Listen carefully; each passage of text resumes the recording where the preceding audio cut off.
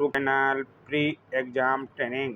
दोस्तों, सवाल आपसे एग्ज़ाम में नहीं छूटे, इसलिए मॉडर्न हिस्ट्री ऑफ बिहार के आज पार्ट 1 है। बिहार में होने वाले सभी तरह की प्रतियोगिता परीक्षाओं के लिए रामबाण है। ज़रूर देख लें एक बार पूरा वीडियो। पार्ट वाइज कराया जाएगा, 2-3 पार्ट में आपके पूरे वीडियो हो जाएंगे। पूरे सवाल आपको छूटेगा नहीं दोस्तों, ये गारंटी है। एक बार देख लिए तो एग्ज़ाम हॉल में आप मुस्कुरा कर आएंगे। ठीक है, तो ज़रूर देखिए पूरा वीडियो। क्लिक किए हैं अगर तो पूरा वीडियो देख लीजिए कि सवाल यहाँ से कैसे बनता है। बहुत तरह की किताबों में अलग अलग दिया रहता है, लेकिन बीपीएससी में खासकर जहाँ से सवाल बनता है वहाँ से ये लिया गया है, और आप पूरा वीडियो देख लीजिए। ठीक है ना। आधुनिक बिहार का इतिहास में शुरू करते हैं हम लोग बिहार में यूरोपीय व्यापारियों का आगमन से। ठीक है, और जो है 1857 की क्रांति तक इसमें देखेंगे। नेक्स्ट वीडियो में हम लोग देखेंगे कांग्रेस का, भारतीय राष्ट्रीय कांग्रेस की स्थापना से लेकर चंपारण सत्याग्रह तक। फर्स्ट पार्ट में यहाँ से शुरू करते हैं बिहार में यूरोपीय व्यापारियों का आगमन। ठीक है, यहाँ से सवाल आप बीपीएससी के एग्ज़ाम में, चाहे बिहार एसआई के एग्ज़ाम में, चाहे बिहार में किसी भी एग्ज़ाम में आप देखते ही होंगे। ठीक है ना। तो यहाँ से पूरा वीडियो देख लीजिए, अच्छा लग जाए, समझ आ जाए, लाइक ज़रूर कीजिएगा और चैनल को सब्सक्राइब कर सकते हैं आपके मन मुताबिक हो तो। ठीक है। बिहार जो है अंतर्राष्ट्रीय व्यापार का एक महत्वपूर्ण केंद्र रहा है। ठीक है, बिहार के क्षेत्र में सर्वप्रथम पुर्तगाली आए थे। यहाँ से सवाल चालू हो गया आपका बनना एग्ज़ाम में, तो ये ध्यान जरूर रखना है। बिहार में सबसे पहले कौन आए थे, आपका सवाल बनता है पुर्तगाली, डच कौन आए थे, तो आपको ध्यान जरूर रखना है। ठीक है, पुर्तगाली आए थे सबसे पहले। उनका व्यापारिक केंद्र बंगाल में हुगली था, जहां से वे नाव द्वारा पटना तक आते थे। ठीक है, तो ये सारी लाइन को आपको ध्यान रखना है। शुरुआत से मॉडर्न बिहार पढ़िएगा तो यहाँ से ही शुरू होता है मॉडर्न बिहार, और ये सब बातों को आपको ध्यान रखते हुए चलना है। ठीक है, सबसे पहले यहाँ कौन आए, पुर्तगाली आए।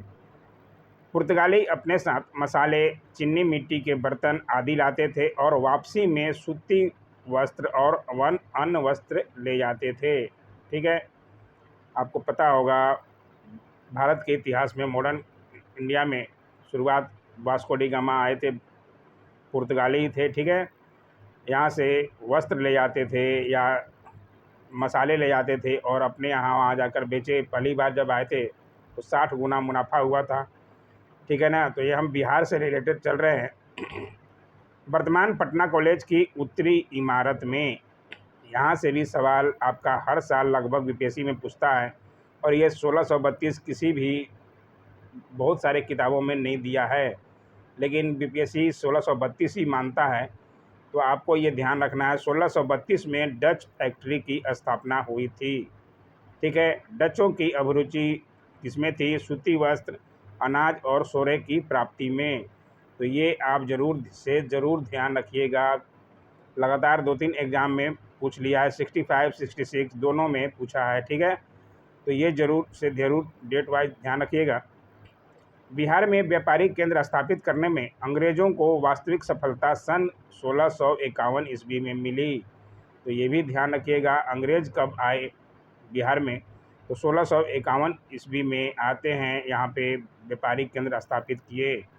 अंग्रेज़ों की फैक्ट्री वर्तमान में गुलजार बाग स्थित गवर्नमेंट प्रिंटिंग प्रेस में परिवर्तित हो चुकी है।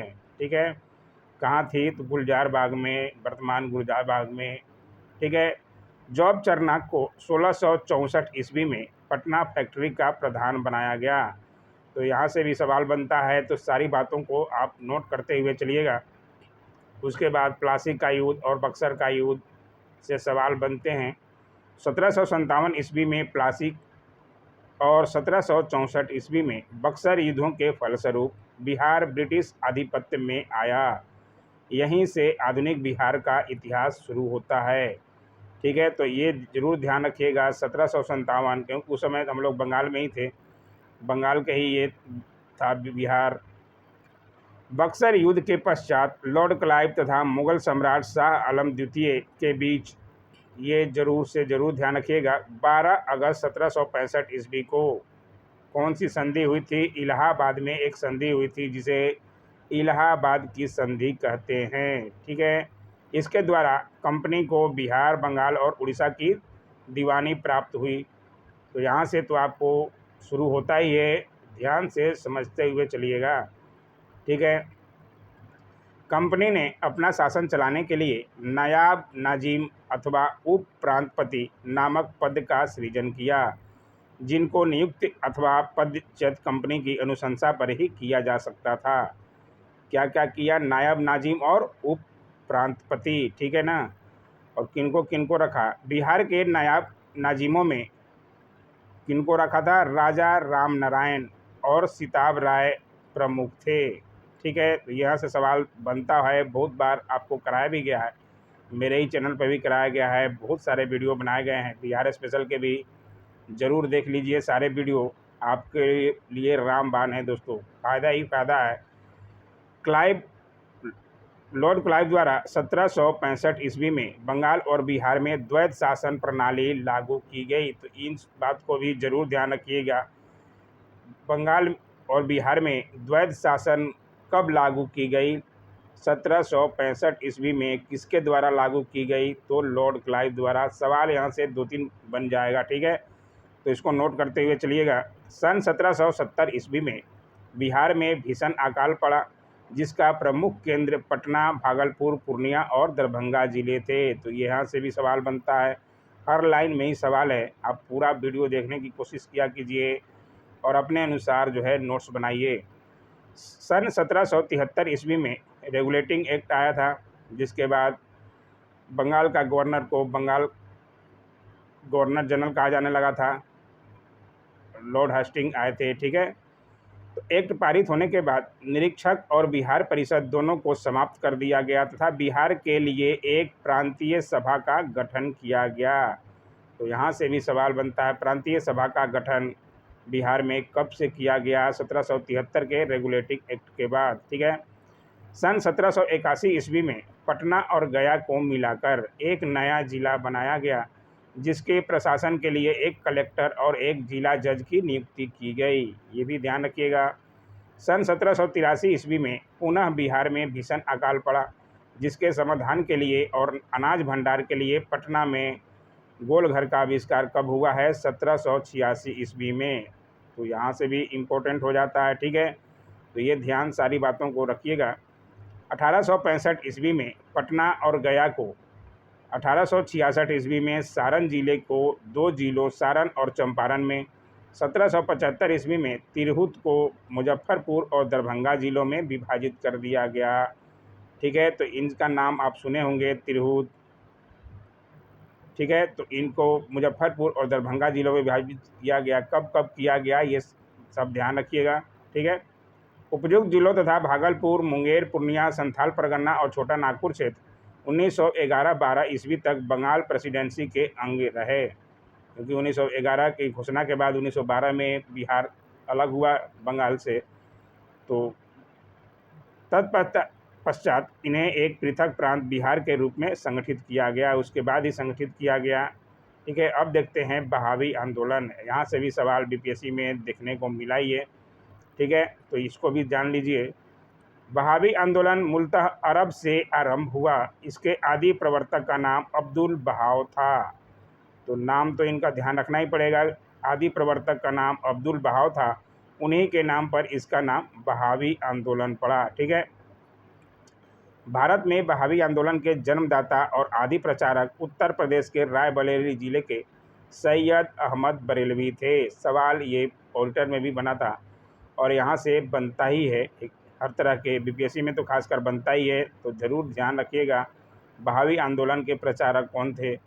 सैयद अहमद बरेलवी, भारत में। ठीक है, सन 1852 ईस्वी में सैयद अहमद की पटना यात्रा के समय पटना बहावी आंदोलन का मुख्य केंद्र बन गया, इसलिए ये इम्पोर्टेंट हो जाता है बिहार के एग्ज़ाम के लिए। पटना के बिलाकत अली और इनाकत अली की इस आंदोलन में अग्रणी भूमिका थी। ठीक है, तो इनका नाम भी ध्यान रखिएगा। 40 वर्षों यानी कि 1828 से 1868 ईस्वी तक पटना बहावी आंदोलन का प्रमुख केंद्र बना रहा। कितने वर्षों तक? 40 वर्षों तक। कब हुआ बहावी आंदोलन? शुरुआत बिहार में तो 1828 ईस्वी में, और ख़त्म हुआ 1868 ईस्वी तक। तो ये ध्यान तो रखना ही पड़ेगा, ठीक है।